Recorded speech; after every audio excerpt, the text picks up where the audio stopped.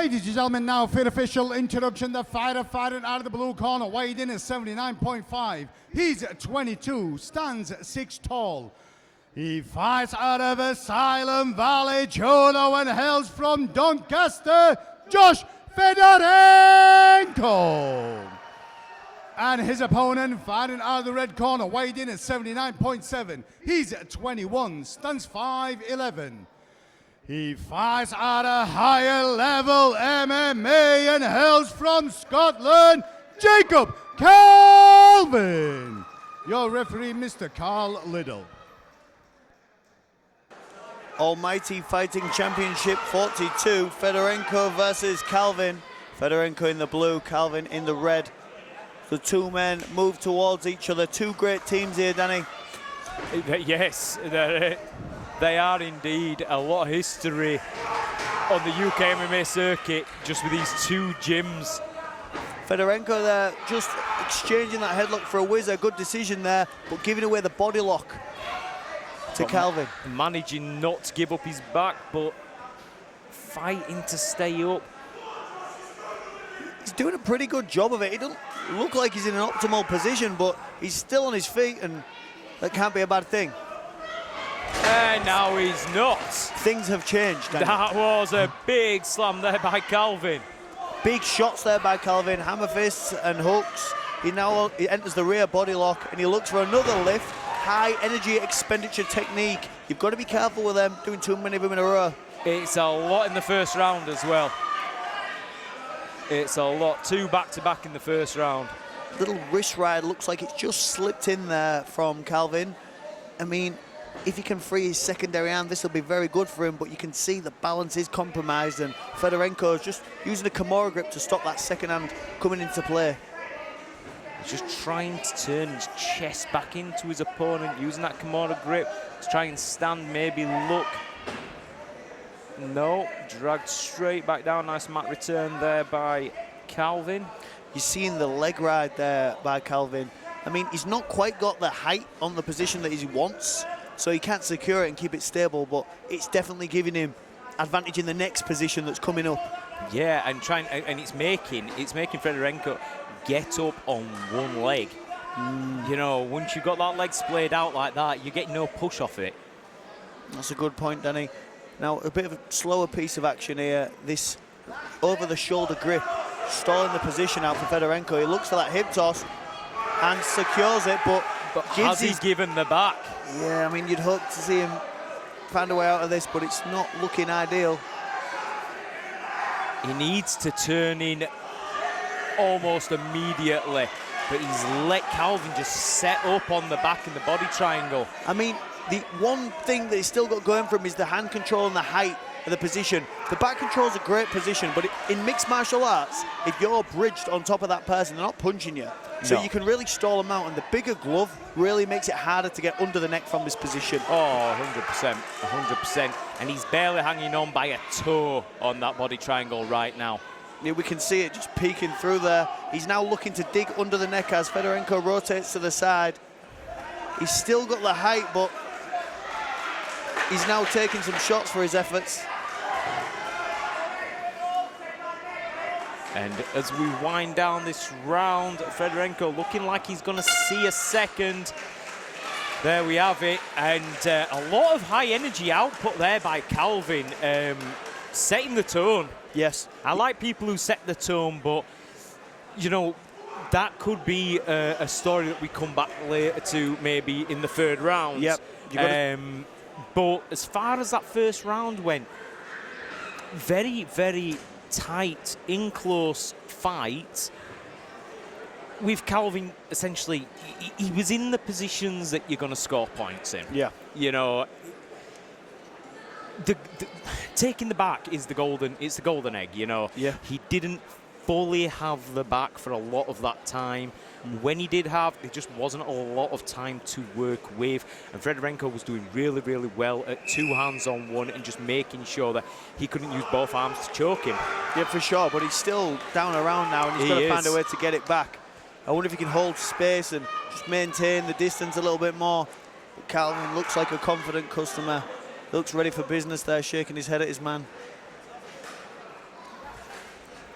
There we go, guys. It feels like we're at the top of the roller coaster and we're ready to go. Round 2, a little hand fight in there and a teep from Calvin. Good jab and left hook. Lovely back kick and a nice takedown for Fedorenko. And Fedorenko's now on top and returning the favour. This head grip looking to get him in trouble again. Yeah, it gave him way the back last time, that over-the-top grip. But you see how he's using the wrist. It is pretty cool what he's doing, but it just looks hard work. He still maintains hip height here, and he's still in a good position, but he goes for the head throw again. Yeah. Tough work here for Fedorenko. He did a great job getting the takedown, but now on a single leg ride standing, the head, you know, his head grip is slowing things down for him, but it looks like it might come out in a little bit. And it just feels like Calvin didn't do much to get up. Fedorenko gave away that position. Yeah, beautiful takedown there by Calvin. Outside leg grip from the back. And now he starts to chip away with punches. The AVT corner screaming at the man, firing over, very clear instructions. I think he's asking Fedorenko to use a Williams guard, perhaps to stifle the position, hugging the knees, calling for. And it's just, for me, it's Fedorenko's arm position because. Yeah. But then I said that, and he managed to hip heist out there. He works back to his feet, still on that overhead grip. Calvin looking to mat return. Good knees there from both. The whizzer slides in. Calvin brings his man to the mat, but it's not stable. Good base. Nice head kick there by Calvin. You're seeing some slickness coming from this guy. Look at him, hands down, angling left and right. He wants distance now. It's time to play. Calvin's looking confident in absolutely every aspect of this fight right now. I'm always very impressed with the higher level guys when they come out to fight. They travel very far, they compete, and they always look polished and professional. Beautiful. Beautiful footwork and head movement into the entry. And he puts Fedorenko down again. You can see he almost even made a little mistake there, but his skills were, you know, high enough to retake the position and get a takedown. Head on the inside now by Calvin. Nice wrist right there, snatched up from his opponent. Fedorenko doing a good job to kind of free the wrist and retrieve guard, but is this a position that Fedorenko wants to be in? Because if somebody holds me in guard, I'm going to oblige and punch. The AVT guys always very good, you know, at getting through these tough positions. The training room is very tough, and there's lots of experienced fighters. They both work through it, smiling, laughing, towards the end of the round. Yeah, I mean, just look at the highlights there. Beautiful wrestling. His clinch wrestling, Calvin's clinch wrestling is absolutely, it's perfect, yeah. He's so slick with everything he does. He doesn't use a lot of, well, this round he didn't use a lot of energy. Nice little cheeky, you know, ankle taps with his foot, you know, inside, outside, just offsetting his opponent and then taking the path of least resistance. Again, that's going to be another Calvin round for me. Yeah, I think I've got it 2 rounds to Calvin. You can see Fedorenko's got some stuff going on. He's got skills. He's a good fighter. Yeah. But just getting punished for that grip that he likes in the gym, you know, the headlock grip. Yeah, and I always got told if you're not a female fighter, drop that, because you know, men have less hair. You know, majority of men have less hair. You're gonna slip off the top. Yep. Keep that for the gi and stuff, but in MMA, all you're doing is you're giving them, you know, a free pass to your back. The 2 men touch gloves for the 3rd round. We see Calvin feinting, alternating between that square and bladed stance, kicking, jabbing. Fedorenko hits his own double jab. Good uppercut. Beautiful shot by Fedorenko there. Yeah, he's not to be trifled with. He's still here for business. Oh, the grip again. He nearly gets a turn with it, but look at it. It slips out into the wrist ride. And now he's getting hammered away on his... And his arm is trapped. Sorry for cutting you off there. It's okay, Danny. Now we see Calvin with that wrist ride. He's looking to really crack his man down and chop away with his right hand, his movement towards the side. Yeah. Here, maybe indicative of an attack towards the back later on. Yeah, I mean, if anything, Fedorenko got off to a hot start, so just taking that couple of seconds to slow the pace down, and now attacking like he is, looking to take the back. 2 hooks in now. Sometimes I find this position harder to punch from. Even if I get the man flat, I feel like it's a great place to work. But it's when I end up on my back or on my side, I actually find the position harder to fight from. Yeah, I definitely get the being on your own back sort of thing. Yes.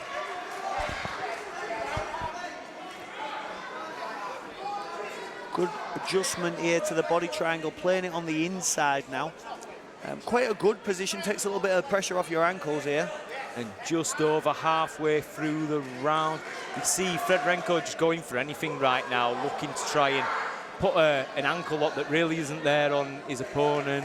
Yep. Because his opponent's got him tied up in knots right now, and with 1:10 left on the clock, he needs to finish the fight as Fedorenko. Calvin can stay here.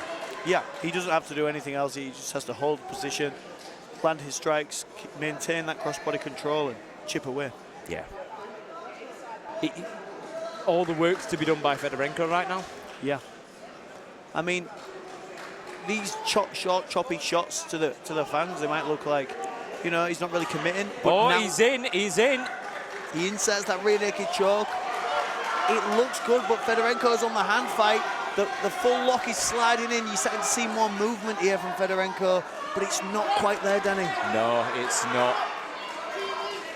He looked like he were readjusting, but it was the curse of the big gloves again. He's going short arm choke. You can see that the glove is really blocking a lot of that pressure, but the more extension you start to see in Fedorenko's back, the closer this is to a finish. Last 10 seconds now, Danny. He could just punch it out right now. He's taken the fight, in my opinion.